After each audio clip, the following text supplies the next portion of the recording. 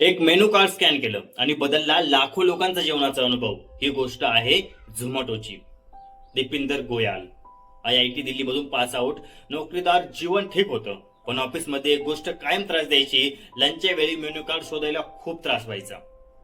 लोक रांगेत उभे राहायचे. एकच मेनू कार्ड फिरतंय, वेळ जातोय, भूक वाढते. तेव्हा दीपिंदरच्या डोक्यात लाईट लागते. जर मेनू कार्ड ऑनलाईन आला तर सगळ्यांना पाहायला मिळेल, ऑर्डर करायला सोपं जाईल. 2008 साली त्याने बनवली एक लहानशी वेबसाईट foodibet.com.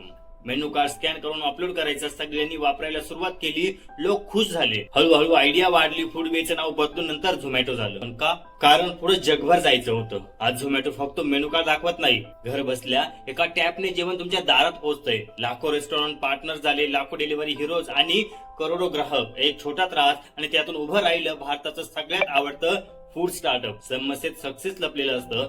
छोटं सोल्युशन मोठं बिझनेस बनू शकतं. शेवट आयडिया चालते की नाही हे तर कस्टमर्स ठरवणार.